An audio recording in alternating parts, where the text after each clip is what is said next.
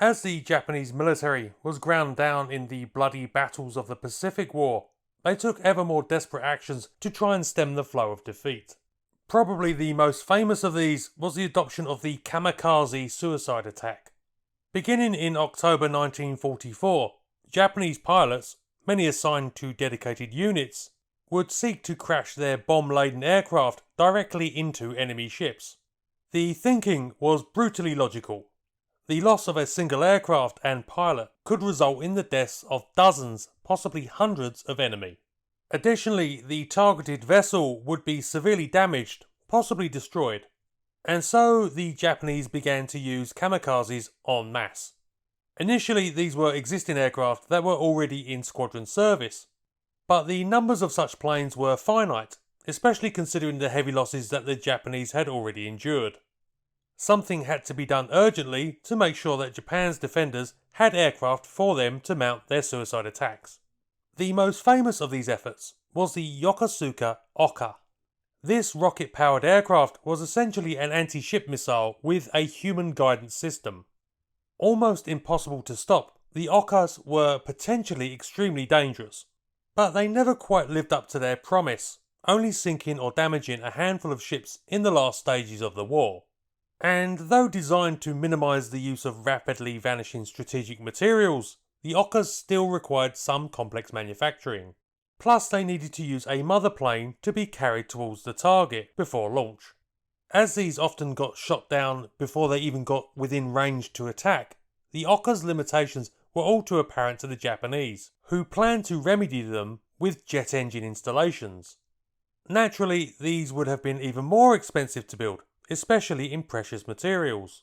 But while the Oka was being developed, one Japanese officer was working on the problem from the other direction: how to make kamikazes as cheap as possible.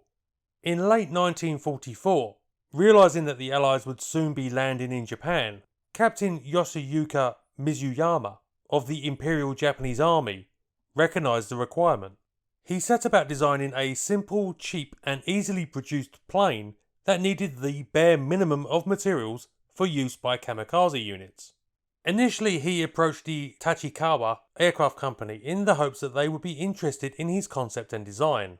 But they had enough on their plate already, plus Mizuyama's aircraft had no official state backing, meaning resources could hardly be squandered on it. Undeterred, the captain rented a small workshop in Tachikawa and, along with enthusiastic helpers, began building his own prototype, the first Tar-Go dedicated kamikaze aircraft. True to his idea, this aircraft was built with a wooden framework, plywood skin and fabric coverings for the control surfaces. The landing gear was fixed and the aircraft was to be powered by a Hitachi Ha-13 9-cylinder radial that produced 450 horsepower. Armament was to be a single 500 kilogram bomb that would be fixed to the aircraft and couldn't be dropped. The closest thing to an extravagance on the aircraft was the full pilot canopy, which was to be fully glazed. However, not a lot else is known about this original aircraft because it was destroyed in a bombing raid in February 1945. Not being put off, Mizuyama then approached the Kokusai Corporation with his idea. This company made several types of light aircraft for the Japanese military and liked the concept very much, but they thought it needed to be even lighter and cheaper. Bolstered by this support, Mizuyama went back to the drawing board and by June 1945 he had his prototype ready for testing. If his first attempt was modest, this aircraft was cheap as chips. The engine was now a Hitachi Ha-47, driving a two-blade wooden propeller. This inline air-cooled 4-cylinder produced 110 horsepower and was about as simple to make as could be. Of course, this cut in power meant the Tar-Go was now a lot smaller.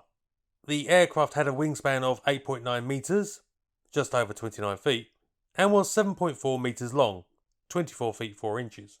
It was also much lighter, with a maximum takeoff weight of 1,290 pounds, 565 kilograms. And this included the payload, now a single 100 kilogram bomb fixed to the aircraft. Performance was, as you'd expect, extremely limited. The Tar-Go had a top speed of 120 miles per hour and range was around 93 miles, or 150 kilometers, I don't know if that's with the bomb or not. I suspect unladen. The pilot now sat in an open cockpit, only having a small windshield in front of him. Construction was as simple as could be, being almost entirely wooden and extremely boxy rather than streamlined, with only things like the engine mounting being made of metal.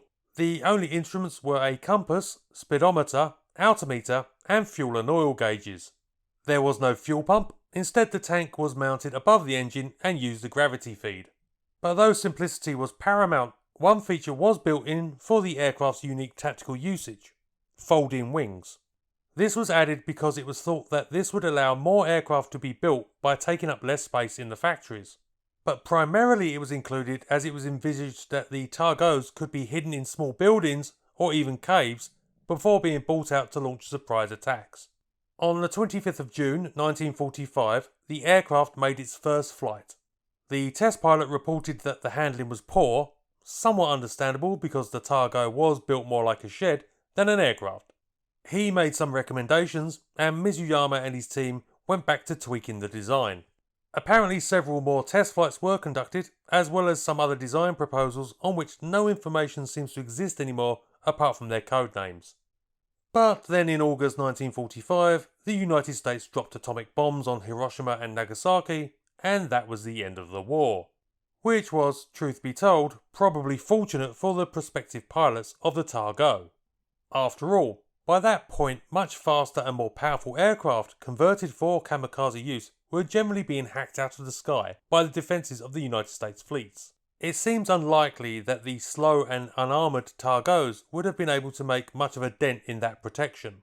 Of course, had they actually been in a position to build and man substantial numbers of Targos, then perhaps swarm attacks may have been able to get some attackers through and inflict some damage. Indeed, if the Ockers were one of the first anti-ship missiles, perhaps the Targos could have been the early equivalent of the drone swarm attacks that are currently being studied. But it was not to be, and the Targo has vanished into history, an almost completely forgotten aircraft.